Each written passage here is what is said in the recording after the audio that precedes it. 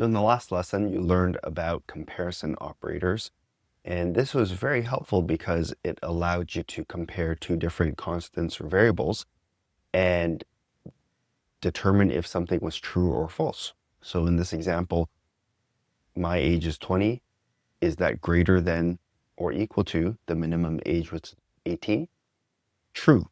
And then that is stored in this is old enough constant. But now in this lesson, I'm going to show you how you can respond to that information and write specific code. If it is true, then do something. If it's false, then do something else. And this is where the real power comes in with Swift. You're going to see how to make decisions based on true or false results. So let me give you a quick example here.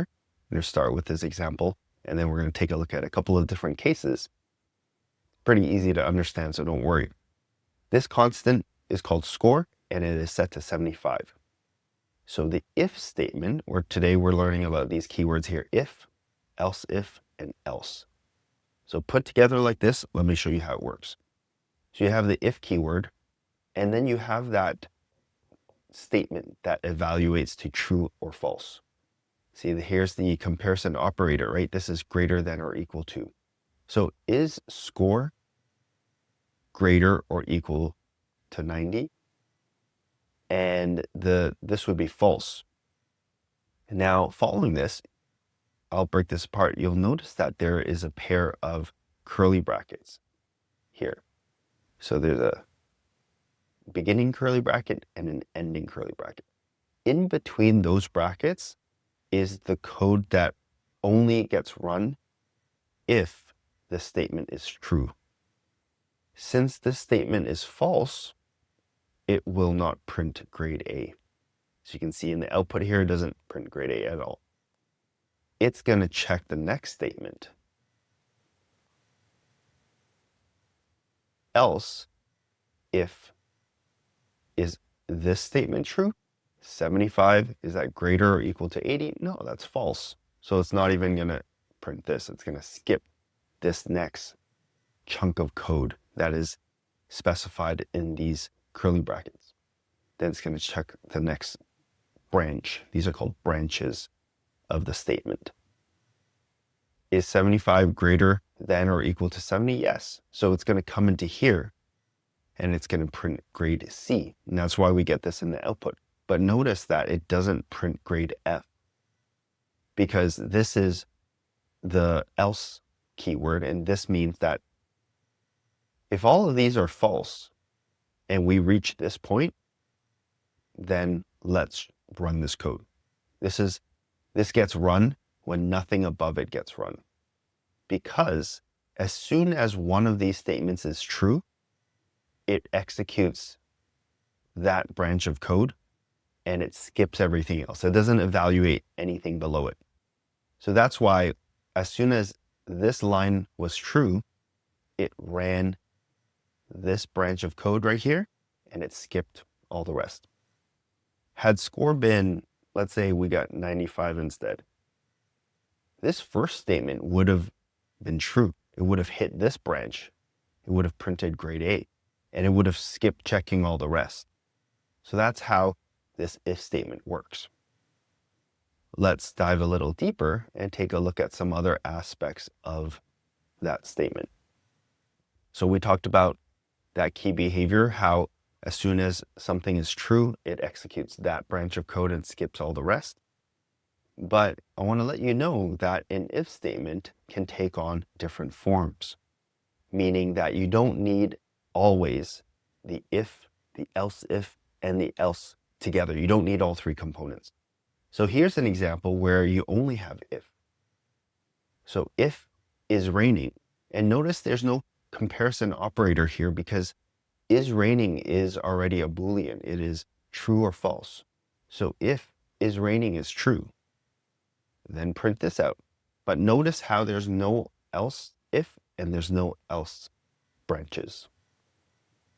Okay, if it is not true, if this is, let's say this is false, then it's just going to skip this and it's not going to run that block of code. You can have an if and an else. So if logged in is false, then it's going to skip this and then it's going to just execute this instead. So here there are only two paths. This one contains the else if, but it only contains one else if. The example that you looked at before had multiple else ifs, and you can have as many as you want. It's just that a little preview here, there is a better way to write it if you have so many different branches. So here contains all three components: if, else if, and else. And you know how those work already. There's also a nested if, so you can check multiple conditions. So inside a branch, so has ticket is a Boolean. So if has ticket is true, it's going to come into this block of code. But notice that inside this block of code, there is another if statement here. There's another check. So the first one checks, do you have a ticket? If you do have a ticket, well, let's check the age next. If you don't have a ticket, then it would have just come in here. You don't even need to check the age. So it just prints no ticket, no entry. So this is an example of a nested if statement. Here's a cool tip. Xcode automatically indents your code if you press enter after an opening brace. So let me just get rid of this. So if you type this in, an opening bracket, and you hit enter, it automatically types in the closing bracket for you. It also there's an auto-indent feature. So if, for example, let's say this print statement's like this, it kind of gets hard to read, right? And maybe you have this one like this. You can highlight everything pressing Command A and then Control I to just nicely indent everything like that.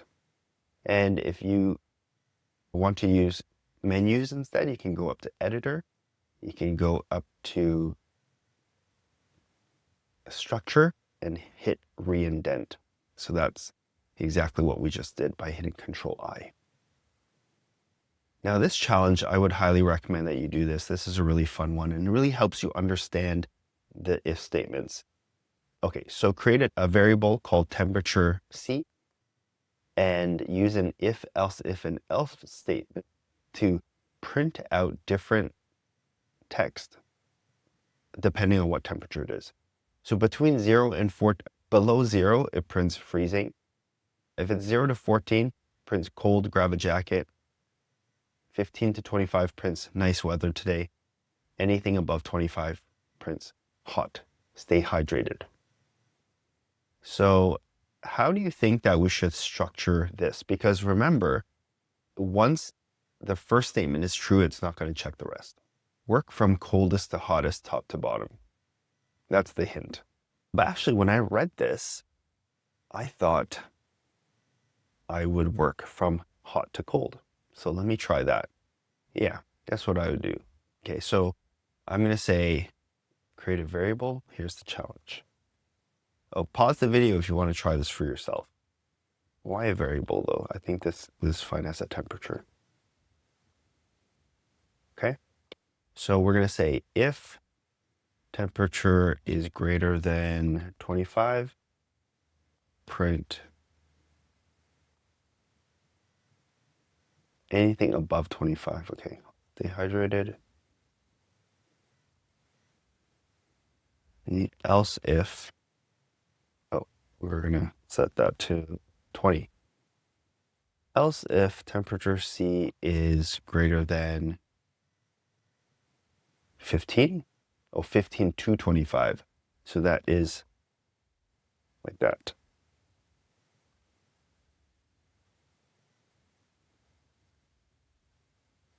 The next one. 0 to 14. So if it is 0 to 14, okay. So this one is grab a jacket. Oh, sorry. My bad. This one is grab a jacket. This one is nice weather today. And anything below that, if it's not greater than or if it's not greater than or equal to 0, then it's got to be below 0. Then we're going to print this. All right, so that's the challenge right there. So if I have 28, then it's going to print hot, stay hydrated. If I have -3, then it's going to be freezing, bundle up. If I have, let's say, 17 or 16, oh, it's still hot then. Is it? No, nice weather today. That's right. All right, so that's how that works. And as usual, the AI statements here go deeper with AI. So these two are really good prompts to really challenge your thinking about how to use these if statements. I would recommend these two. And this is a realistic example as well, which is really good. So again, put them into here and ask any questions if you need to. And that's how you're going to get the most out of using AI to learn Swift. All right, I'll see you in the next lesson.